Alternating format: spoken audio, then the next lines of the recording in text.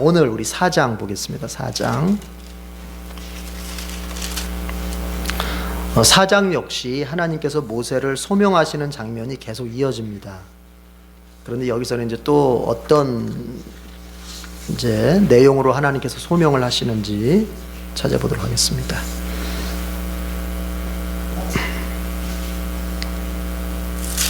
자, 죽을 수밖에 없었던 그런 환경 속에서 모세가 태어났죠. 그런 모세를 이제 부모의 믿음에 의해서 모세가 애굽의 이집트의 왕 바로의 공주의 아들이 되었고요. 어느덧 세월이 흘러서 40년의 세월이 흘러서 40살이 되었을 때 모세는 이스라엘 자기 히브리 민족을 돌아볼 생각으로 밖으로 나왔다가 오히려 살인자가 되어서 미디안으로 도망을 가게 됩니다. 미디안으로 도망을 간 모세는 그곳 미디안의 족장인 이드로의 딸과 시보라죠, 이름이. 시보라와 결혼을 해서 아들 둘을 낳고 게르솜과 엘리에셀이라고 하는 아들 둘을 낳고 거기서 이제 살고 있습니다. 거기에서 모세는 장인의 양을 치면서 목동의 삶을 살았는데, 목자의 삶을 살았는데 그러기를 40년이 또 흘렀습니다. 그래서 지금 모세는 80의 나이에 이르렀습니다. 자, 그러던 어느 날 양떼를 치는 중에 그 양떼를 미디안 광야에서 시내 광야를 거쳐서 시내산에 이르렀을 때 신비한 현상을 보게 되죠. 떨기나무에 불이 붙었는데 그 떨기나무가 타지를 않고, 타서 재가 되어야 되는데 타지를 않고 불꽃이 계속 붙어 있는 거죠. 그래서 모세가 신기하다, 좀 더 가까이 가서 좀 살펴봐야 되겠다 하면서 가까이 이르렀을 때 그 불꽃 중심에서부터 하나님의 음성이 들려왔죠. 모세야, 모세야. 그러니까 모세가, 예, 제가 여기 있습니다. 이리로 가까이 하지 마라. 네가 서 있는 곳은 거룩한 땅이니까 신을 벗어라. 이렇게 음성이 들려왔어요.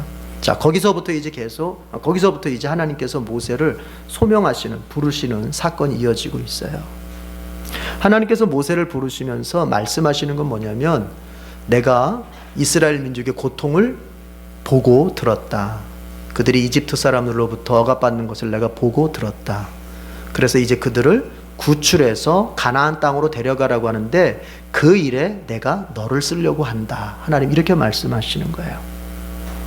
그러자 모세는 옛날 같으면은 자신감이 넘쳤을 때는, 예, 드디어 오셨군요. 기다리고 있었습니다. 진작에 오시죠. 이랬을 텐데 모세가 거절하죠. 하나님, 저는 그럴 만한 사람이 못 됩니다 하면서 거절을 하게 됩니다. 자, 오늘 그 장면을 우리가 더 보게 돼요. 그 장면을. 자, 4장 5절 8절입니다. 5절 8절 지도 표시하고 같이 읽어볼게요. 출애굽기 4장 5절 8절.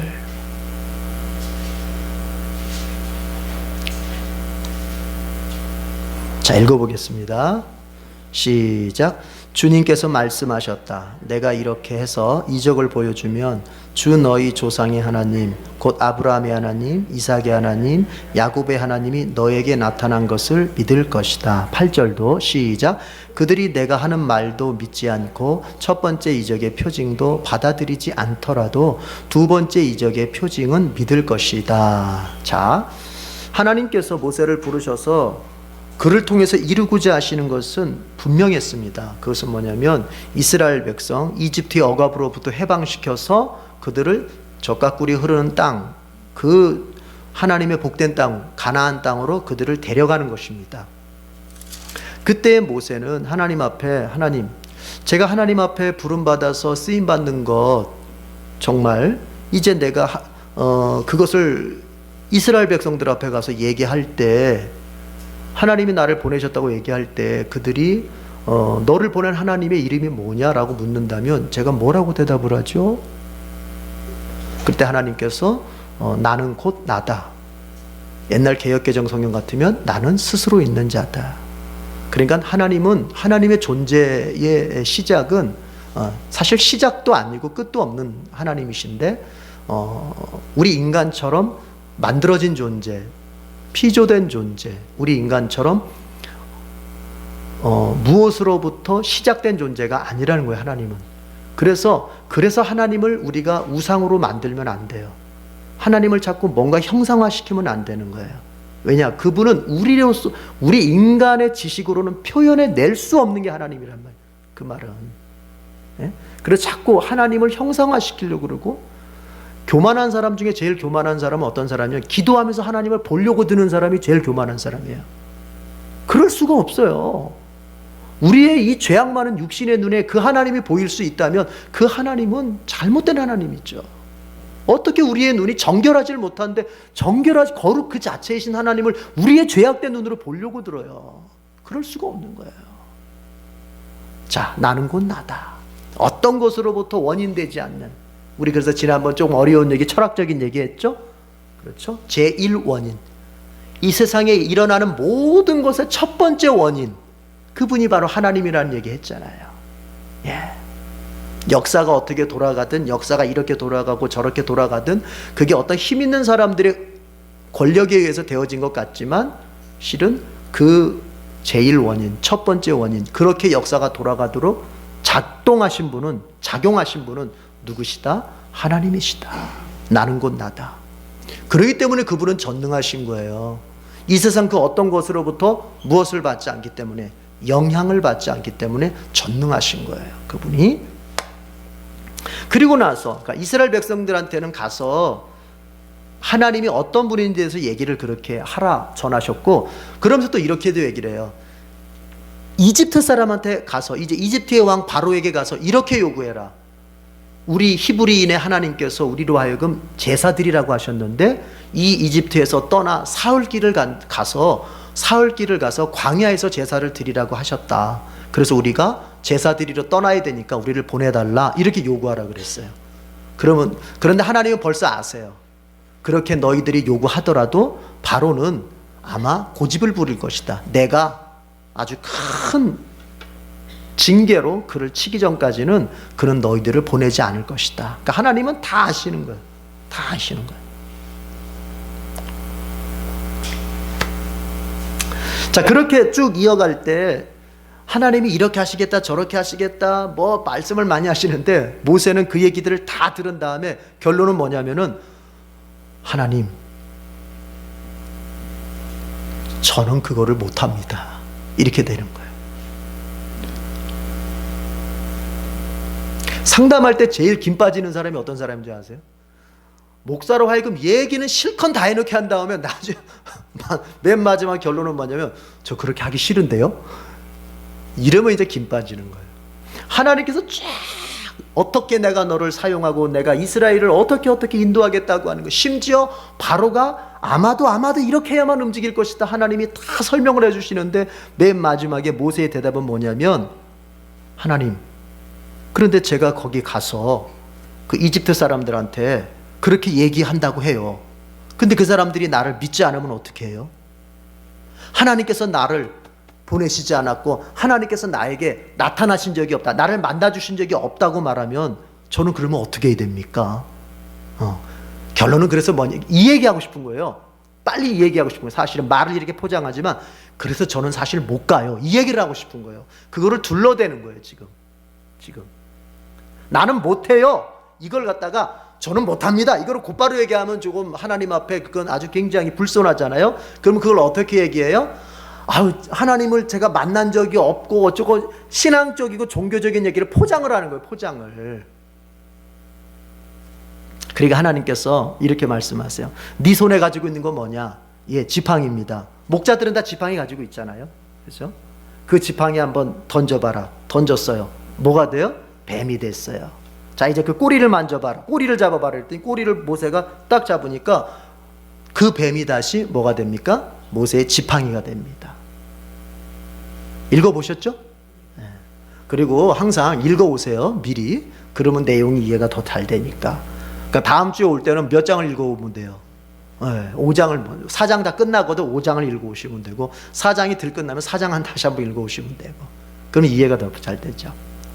어쨌든 저는 성경을 내용과 그 다음에 그것을 적용이라고 하는 것을 이렇게 압축해서 하니까 뭐 어렵고 막 힘든 뭐 깊은 막 신학적인 얘기하는 거 아니니까. 예. 그래서 지팡이를 그렇게 뱀으로 변했다가 다시 지팡이로 변하는 그 표적을 그 이적을 갖다가 이집트 사람 앞에서 한번 하라는 거예요. 그러면 아마도 우리 아까 5절 읽었죠? 그 사람들이 믿을 거라는 것입니다. 하나님께서 너에게 나타났고 바로 그 하나님께서 너를 보냈다고 하는 것을 그들이 믿을 것이다. 자, 이번에는 또 네 손을 갖다가 네 품속에다 이렇게 넣었다가 빼봐라. 넣었다가 뺐어요. 그랬더니 어떻게 됐어요? 손에 나병, 문둥병이 왔어요. 모세의 손에. 그렇죠? 우리 세번역에는 뭐라고 나왔냐면 악성 피부병 그렇게 나왔어요. 옛날 개역 성경에는 나병 그렇게 문둥병 나오는데 악성 피부병. 그걸 다시 넣어보래요. 그러니까 지금 자 모세 손이 자 보세요. 멀쩡했었어요. 넣었다 뺐더니 악성 피부병이 됐어요. 문둥병 됐어요. 그걸 다시 넣어보래요. 넣었다가 빼니까 어떻게 됐어요? 다시 본래의 살대로 돌아왔어요. 만약 첫 번째 지팡이를 뱀으로 만드는 그 표적을 보고도 너를 믿지 않거든, 내가 너를 보냈다는 걸 믿지 않거든, 두 번째 표적을 보고서는 그들이 믿을 것이다. 믿을 것이다. 그런데도 하나님께서 안심이 안 되셨는지 아니면 그래도 모세가 안심이 안 됐던 건지, 그러면 이 두 가지 표적도 믿지 않거든 너는 나일강에 물을 떠가지고는 그거를 마른 땅에다 부으라는 거예요. 그러면 그 물이 뭐가 될 것이다? 피가 될 것이다. 자, 이건 무슨 얘기예요? 모세 너를 내가 보냈다고 하는, 하나님께서 보냈다고 하는 그것에 대해서 증거해 줄 수 있는 길은 무궁무진하게 많으니까 너는 뭐 해라? 안심해라. 그리고 어떻게 하라? 가라는 거예요. 너를 증거해 주고 내가 너를 세웠다고 하는 그것을 증표해 줄 수 있는 것은 내가 얼마든지 제공해 줄 수 있다. 한마디로 무슨 얘기입니까? 내가 너를 후원해 줄 테니까 안심하고 가라는 얘기예요. 네. 자, 여기서 우리가 이거 한번 생각해 봐요. 우리는 이적을 좋아합니다. 사람들은 신비, 이 미스테리를 좋아해요. 이적을 좋아해요. 그런데 그 이적이 목표하는 바가 뭔지를 우리가 생각을 하면은 우리가 아무 때나 이적을 구하고 또 이적을 받다고 해서 우리가 쉽게 사단에게 넘어가지 않게 되죠. 예수님께서 이 땅에 오셔서 많은 이적을 베푸셨다고 성경에 기록되어 있어요.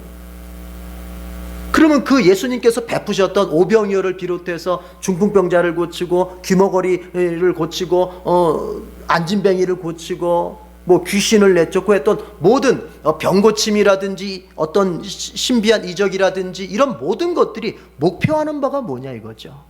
오늘 그것을 우리는 출애굽기 여기서 힌트를 얻을 수 있어요. 하나님께서 지금 모세에게 이적을 주시는 이유가 뭐예요? 뭘 위해서 주시는 거예요? 모세가 과연 하나님의 사람인지 아닌지, 즉 하나님께서 모세를 보내셨는지 안 보내셨는지를 증거하기 위해서 지금 모세에게 이적의 능력을 주는 거예요. 그것이 전부예요. 그것밖에 없어요. 그 이적이 누군가를 구원한다든지 그 이적이 누군가에게 생명을 준다, 영원한 생명을 준다든지 그런 게 아니란 말이에요. 이게 무슨 얘기냐면, 여러분 우리가 신유의 은사를 논합니다.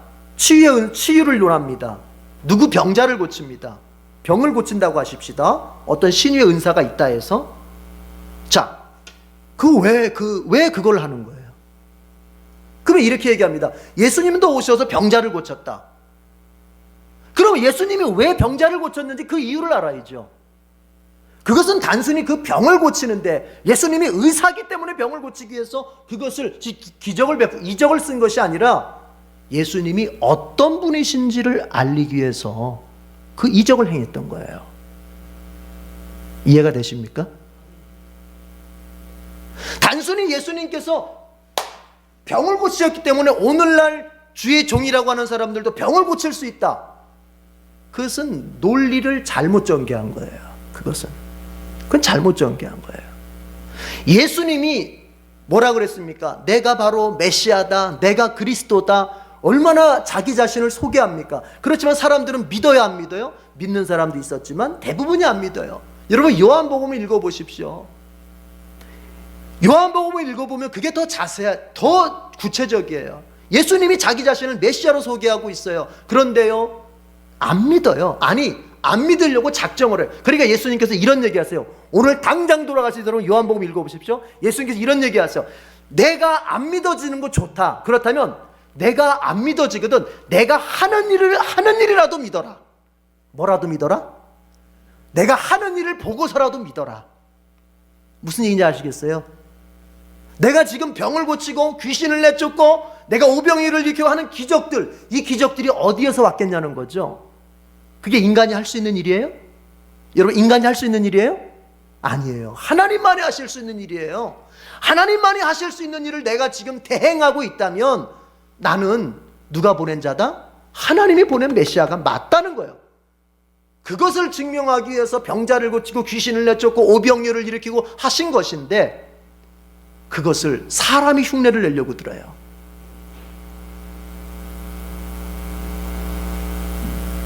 사람이 흉내를 내려고 들어요. 왜요? 종교적 스타가 좀 되고 싶어서? 유명한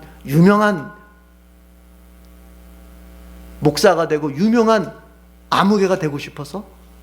그렇게 하는 게 아니에요. 그런 의미에서 개혁주의자들이 개혁주의 신학, 칼빈 계통의 개혁주의 신학에서 은사는 중단됐다라고 말하는 거예요. 은사는 중단됐다. 그런 신유의 은사 같은 경우는 중단된 것이다. 이렇게 얘기를 하는 이유가 바로 거기 있는 거예요. 예수님께서 그런 신비를 나타낸 것은 예수님이 하나님의 아들이며 하나님께서 보내신 메시아이심을 증거하시기 위해서 그걸 사용하셨지 다른 어떤 목적은 전혀 여기에 있지가 않단 말이에요. 사람은 그렇게 할 수가 없습니다. 오직 누구만 할 수 있습니까? 하나님과 하나님께서 보내신 메시아만 그렇게 할 수 있는 거예요. 오늘 성경에서 보잖아요. 왜 하나님께서 모세에게 어떤 이적의 능력, 이적을 베풀 수 있는 능력, 그걸 주십니까? 왜 그걸 주십니까? 모세, 그를 누가 보냈다? 하나님이 보내셨다는 것을 표시해 주시기 위해서요. 그럼 목사님, 예수님의 제자들도 병을 고쳤잖아요. 같은 맥락이에요. 예수님께서 하나님의 아들 되심을 증거하시기 위해서 병 고치고 귀신 내쫓고 기적을 일으키는 능력을 보여주셨다면 사도들도 같은 맥락. 이제 교회가 설립되어야 될 시기예요. 교회가 세워져야 될 시기예요. 근데 사람들 안에서는 이 무식한 어부들이, 이 무식한 사람들이 뭘 할 수 있어? 뭐 이런 무식한 무지렁댕이들을 누가 이거 사용하겠어? 이럴 때 여러분, 베드로가 죽은 사람을 살리고 병을 고치고 합니다. 이로써 저 무식해 보이는 어부가 진짜 그리스도의 제자가 맞구나, 이렇게 되는 거예요. 그러면 오늘날 보세요, 여러분. 자, 그러니까 누가 주의 종이냐, 누가 하나님께 쓰임받는 주의 종이냐라고 말할 때 옛날에는 졸업장이 있었어요, 없었어요? 없었잖아요. 신학교가 있었어요, 없었어요? 없었잖아요. 그러니까 이런 걸 통해서 하나님의 종과 하나님 종 아닌 사람을 구분하게 되는 거예요. 그러나 오늘날은 여러분, 검증하는 시스템이 생겼어요. 그렇죠? 교회가 설립된 이후로 교회는 이제 교회 지도자가 될 만한 사람들을 모아서 뽑아서 선택해서 그들을 가르치고 그들을 영적으로, 지성적으로, 인격적으로 훈련해서 그들을 10년 가까이 훈련시킨 다음에 이제 그들로 하여금 교회를 이끌 수 있도록 그런 시스템이 마련이 되어 있어요. 그러면 여러분, 그 시스템을 거친 사람이 이제는 교회의 지도자가 되는 게 맞는 거잖아요. 근데 우리는 어때요? 실정이? 그 시스템을 거쳐서 그래서 지성적으로, 영적으로, 인격적으로 훈련된 그런 사람들이 있는가 하면 그런 사람을 지도자로 잘 따라야 되는데 그럴 때도 있지만 우린 때로는 어때요? 누가 병을 고쳤대. 누가 뭐 신비한 걸 봤대. 이러면 우리는 거기로 더 마음이 가게 되는 거예요. 이제는 그런 건 바람직하지 않아요. 하나님께서 이렇게 시대마다 하나님의 일꾼들을 세우시는 방식이 조금씩 달라졌다고 하는 것을 우리는 먼저 이해를 해야 됩니다. 아시겠습니까? 예. 여러분, 하나님께서 모세에게 이적의 능력을 주십니다. 그것이 목표하는 바는 딱 하나예요. 모세, 너 누가 세웠다? 하나님이 세웠다. 하나님이 세웠다. 교회 생활하면서, 교회 생활할 때 여러분 가장 행복하고 가장 신앙생활을 잘할 수 있는 첫 번째 단추는 뭐냐면은, 그 교회를 담임하고 있는 목사님, 마찬가지예요. 그 교회에 예를 들어 큰 교회라고 한다면 담임 목사님, 부목사님들, 이런 목사님들을, 우리 교회 목사님들은 하나님이 세우셨어, 이런 믿음에서 출발하는 사람들이 신앙생활을 행복하게 할 수 있고 잘할 수 있는 거예요. 이해가 되십니까? 이게 돼야 돼요. 이게 확고해야 돼요. 이게 확고할 때 신앙생활이 내가 행복해지고 내가 믿음이 점점 좋아질 수 있어요. 왜요? 당연하죠. 우리 목사님 하나님이 세우셨어, 이렇게 믿음이 있을 때 가서 하나라도 더 배우게 되고 한 가지라도 가르침을 받았을 때 그것을 어쨌든 순종하려고 하고 이렇게 되겠죠. 그렇죠? 그러나 반대가 되면 어떻게 되겠어요? 저건 사꾼이야 이러면은 그가 말하는 것을 배우고 싶겠어요? 그가 가르치는 것을 받아들이고 싶겠어요? 그렇게 안 되죠. 자, 긴 얘기를 했습니다.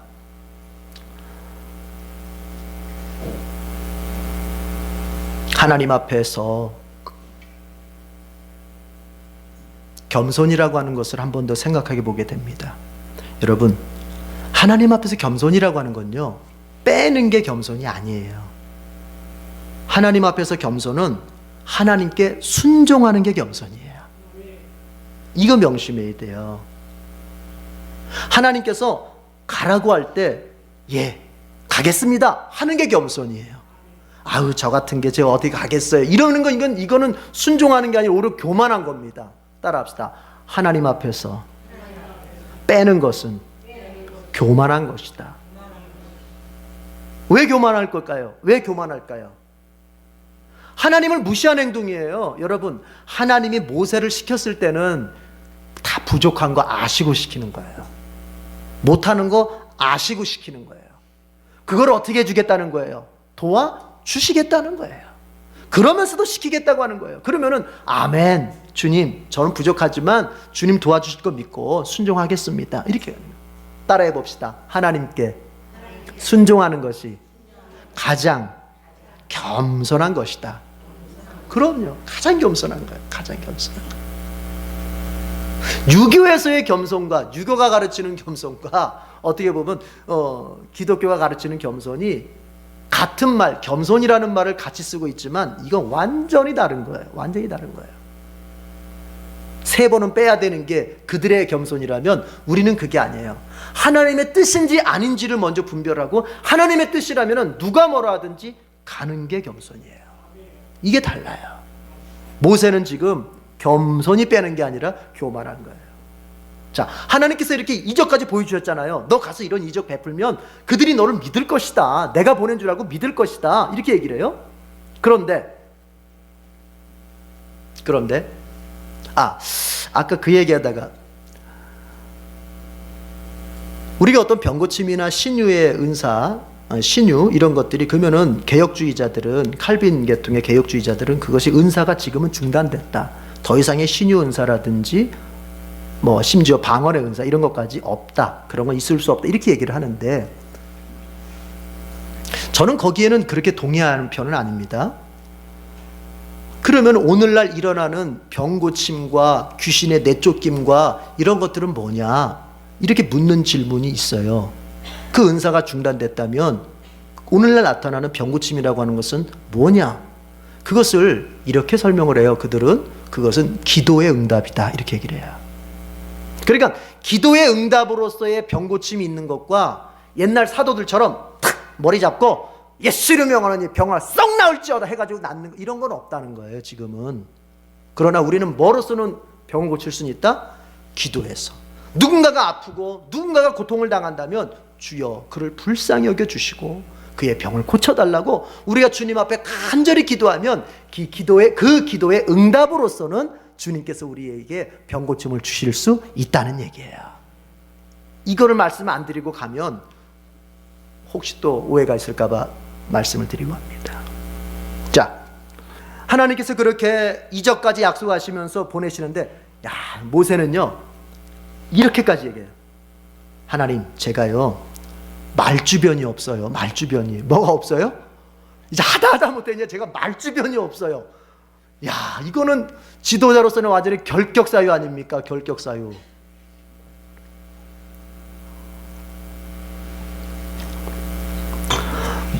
목회자가 되려고 하는 사람이, 설교자가 되려고 하는 사람이 말을 더듬어요.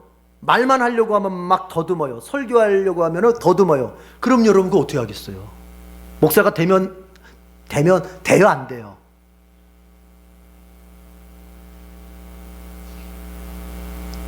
말을 더듬는 사람이 설교자가 되면 돼요 안 돼요? 안 되죠. 그거는 안 되죠. 네. 저는 안 된다고 생각해요. 그리고 뭐 이런 얘기까지 해볼게요. 여러분, 제가 옛날에 그런 얘기를 들었던 기억이 나요. 어렸을 적에 어떤 권사님이 자기에게 여러 아들이 있는데 그 중에서 제일 공부 못하는 놈을 신학교를 보냈대요. 제일 공부 잘하는 놈은 이런 과 저런 과 다 보내고 제일 공부 못하는 신학교를 보냈대요. 그거 옳은 거예요? 옳지 않은 거예요? 너는 공부 못하니까 그냥 신학교 나가서 그냥 목사나 해서 밥이나 먹고 살아라, 이런 거예요? 여러분, 하나님께 바칠 때는 제일 좋은 거, 제일 귀한 걸 바쳐야 되잖아요. 맞죠? 그건 사람도 마찬가지예요. 사람도. 그래서 만약에 신학교를 보내려고 하면 제일 똑똑한 놈을 갖다가 신학교를 보내야지, 제일 바보 같은 놈은 간다고 해도 말려야죠. 간다고 해도. 아시겠어요, 부모님들? 아무것도 보낼 데가 없어 신학교를 보내는 게 아니라, 바보 같으면 신학교 간다 하면 가지 말라고 말려야 돼요, 부모가. 그리고 제일 똑똑한 놈, 네가 신학교 가야 된다, 이렇게 해야 되는 거예요. 제가 알고 있는 목사님 한 분은 그러셨어요. 그 딸이 염광여고 있잖아요, 저쪽 장이동 쪽인가요? 석관동 쪽. 염광여고에서 전교 1등을 하는 딸이었어요. 목사님 딸이 염광여 전교 1등을 했어요. 그러니까 목사님이 너 같은 애가 신학교 가야 된다 해가지고 장신대에다가 보내버린 거예요. 그냥 장신대에다가. 그러니까 결국에는 그 딸은, 아유, 아빠 저는 신학이 맞질 않아요, 그러면서 결국에는 다니다가 이제 결국 졸업은 하고 결국 대학원에서 이제 진로를 바꿨는데 지금은 사모님 돼 있어요. 그래서 남편이 지금 미국 가서 목회하는데 지금 미국 가서 사모님 하고 있어요. 근데 그 목사님 마음은 뭐였냐면은 정말 똑똑한 딸을 하나님 앞에 드리고 싶다는 거예요.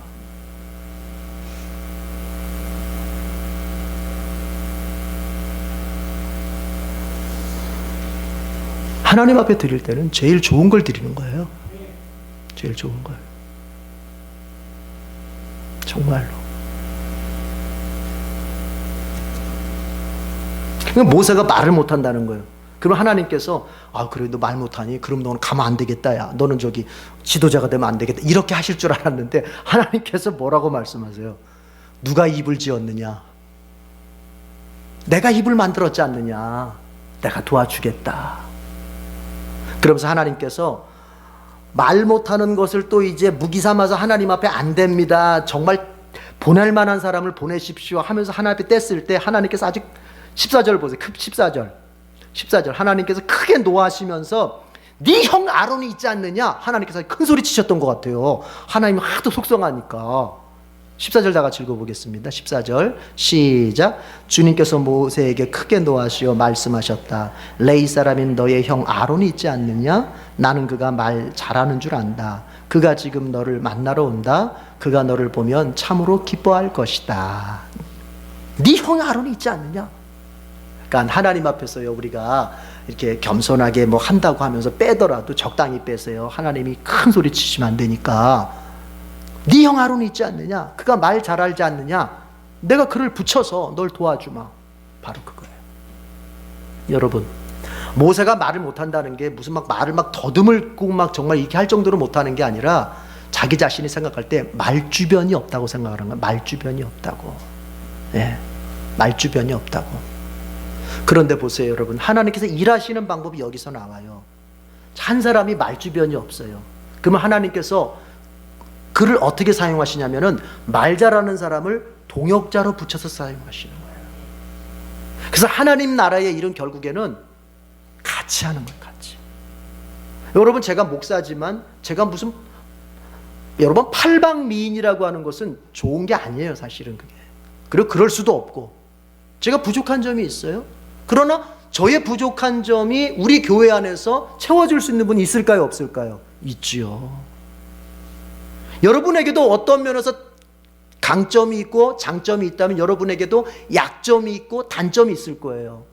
그러나 여러분, 그때에 이제 나의 강점과 누군가의 강점을, 나의 약점과 누군가의 강점을 잘 섞어서, 바꿔서 나의 강점과 누군가의 약점을 잘 섞어서 하나님의 일을 하면 우리는 얼마든지 할 수 있습니다. 그렇기 때문에 성령께서 먼저 요구하시는 것이 뭐냐면, 누가 똑똑하다, 누가 바보 같다, 누가 잘났다, 누가 못났다를 따지지 말아라. 먼저 뭐가 되라? 하나가 되라 말씀하시는 거예요. 하나만 되면은 작품은 만들어지는 거예요. 작품은 만들어져. 그런데 만약에 공동체가 모여서 맨날 누가 어떻고 누구는 어떻고 조금 막 이렇게 따지기 시작하면은 이게 작품이 만들어질 수가 없어요. 하나님의 작품이. 그래, 이제 우리 어떻게 해야 돼요? 여러분, 너무 따지려고 들지 말고, 물론 우리가 여러분 바르게 해나가고, 그리고 어떤 절차를 밟아나가고 이런 거는 잘해야죠. 그런 걸 하지 말라는 게 아니라, 뭔가 의논을 할 때 일이 되게끔 그러려면 어떻게 해야 돼요? 서로가 서로의 마음을 하나가 되면서, 서로가 서로의 마음을 이렇게 받아주면서, 네. 나에게 강점이 있다면 저에게도 강점이 있고, 나에게 약점이 있다면 저에게도 약점이 있는 거예요. 이걸 인정하면서 서로가 이렇게 보듬으면서 가야 돼요. 아시겠습니까? 아울러 한 가지 부탁하는 것은 뭐냐? 이것은 뭘 전제하느냐? 여러분, 반드시 사람에게는 하나가 되려면 준비되어야 될 게 있어요. 그게 뭐냐면은 열린 마음이에요. 무슨 마음이요? 열린 마음이에요. 내 말이 옳을 수도 있지만 상대방 말이 더 옳을 수도 있다고 하는 것에 대한 열린 마음이에요. 열린 마음. 근데 이런 얘기 들으면 속으로 이제, 맞아, 그때 아무개 집사, 맞아, 열린 마음으로 내 얘기를 들었어야지, 이렇게 생각하시는 분은 닫힌 마음이에요. 아시겠어요? 그건 닫힌 마음을 가지고 있는 사람은 그렇게 생각하는 거예요. 열린 마음을 제대로 가지고 있는 사람은, 그때 내가 그분을 이해해 드렸어야 되는데, 내가 그때 그분을 갖다 내가 맞아, 그 얘기를 들어드렸어야 되는데, 이렇게 생각하는 사람은 열린 마음이 있는 거예요. 거꾸로입니다. 항상 그런 거예요. 모두가 열린 마음을 가지고 있을 때 우리가 약점이 있어도 서로 같이 일할 수 있어요. 여러분, 저는 그렇습니다. 저는 개인적으로 그런 마음을 가지고 여러분과 같이 하려고 합니다. 목사라고 해서 어떻게 다 알겠어요? 아니에요. 목사라고 해서 어떻게 항상 선생 노릇만 할 수 있겠어요? 어떤 부분에서는 제가 겸손히 배워야 할 부분도 있을 거예요. 그런 열린 마음을 가질 때 우리가 서로 같이 갈 수 있는 거예요. 이게. 예. 자, 그렇게 해서 하나님께서 표적을 주시면서, 이적을 주시면서, 너 이렇게 하면 믿을 거야. 저 말재주 없는데요. 너 좀 아론 내가 붙여줄게. 이렇게 계속 하시는 이유가 뭐예요? 지금 하나님이 지금 뭐 하시는 거예요? 너 할 수 있어. 내가 너 도와줄게. 힘을 내. 하면서 하나님 격려하시는 겁니다. 여러분, 더 길게 하지 않겠습니다. 하나님께서는요, 어찌하든지 격려하시는 분입니다. 이걸 잊으면 안 돼요. 하나님은 우리의 어떤 순간에서도, 우리가 안 되어지는 일 앞에서도 우리가 부담스러워하고 두려워할 때 격려하시는 분이에요. 이 하나님을 우리가 알아야 돼요. 자꾸 하나님을 격려하기보다는 쪼이고, 하나님이 막 억누르고, 하나님이 막 때리고, 이런 분으로만 이해하면 그 하나님을 믿기가 싫어져요. 점점 가면서 믿기가 싫어져요. 그러나 하나님은 오늘 모세를 보니까, 모세와 하나님이 지금 나누는 대화를 들어보니까 어떻습니까? 하나님은 어떻게 해서든지 모세를 갖다가 세워서 하게 하려고 하고 힘을 주어서 용기를 주려고 하는데, 그에 비해서 사람은 어때요? 아유, 자꾸 그냥 빼려고 하고 안 하려고 하고. 이게 문제란 말이에요. 여러분, 손뼉도 어때요? 서로 마주쳐야 소리가 나잖아요. 하나님께서 우리에게 격려로 다가오실 때 우리는 뭐로 다가가야 되냐면은 아멘 하고 믿음으로 다가가야 이게 뭔가 되는 거예요. 하나님은 우리에게 격려로 다가오시는데 나는 자꾸 불신과 의심으로 다가서면은 하나님 혼자만 계속 열심을 내시고 나는 계속해서 도망가는 형태가 되면 이러면 안 돼요. 제가 목회를 하면서 참 그런 걸 느낄 때가 있어요. 어떤 분은 하나님께서 한마디만 딱 격려하셔도 아멘 하고 딱 그것을 붙잡고 하여튼 하려고 하시는 분이 있어요. 그분은 뭔가 되더라고요. 그 가정은 뭔가가 돼요. 그런데 하나님께서, 내가 볼 때, 목사 입장에서 볼 때는 하나님이 그에게 목사를 통해서도 그렇고 구역장을 통해서도 그렇고 돌아가는 환경을 통해서도 계속 격려하시고 다시 시작하기를 원하시고 하나님이 용기를 주시는데도 계속 그것을 믿지 못하고 붙잡지 못하고 게으름을 피다가 결국에는 인생이 점점점 이렇게 가라앉는 걸 볼 때가 있어요. 여러분, 우리는 지혜롭게 합시다. 하나님께서 목사의 설교를 통해서든 아니면 여러분이 읽고 있는 성경 통독을 통해서든 아니면 어느 날 구역 모임할 때 짧게 들리는 한마디를 통해서든 하나님이 나에게 뭔가 힘을 주시는 것 같다 할 때는 아멘 하고 그걸 딱 붙잡고 그냥 붙잡고 내가 그것을 한번 살아보는 거예요. 이제 모세가 결국엔 출발합니다. 자, 뒷부분 그냥 짧게 설명하면은 모세가 출발을 해. 20절 표시하고 마칠게요. 그러게 좋겠습니다. 20절 표시하고 읽어보고 마칠게요. 자, 20절 다 같이 읽어보겠습니다. 시작. 그래서 모세는 아내와 아들들을 나귀 등에 태우고 이집트 땅으로 돌아갔다. 그때 모세는 손에 하나님의 지팡이를 들고 있었다. 이제 모세가 하나님 앞에 예 알겠습니다 하고 사명을 받아들입니다. 소명과 사명을 받아들입니다. 그리고 장인한테 돌아가서 저 떠나야겠습니다. 이집트로 가봐야겠습니다 해서 이제 떠나는 거예요. 여러분, 이렇게 했을 때 결국은 나중에 모세가 위대한 모세가 되는 거예요. 하나님이 부르실 때, 하나님이 사용하려고 하실 때 그분 손에 붙들려서 쓰임받는 것은 여러분 손해보는 장사가 아닙니다. 하나님께서 반드시 우리를 들어 사용하실 때는 그만큼의 위대함이 거긴 있어요. 물론 과정은 쉽지 않지만 우리 남은 인생 그렇게 살았으면 좋겠어요. 우리 같이 한번 기도하십시다.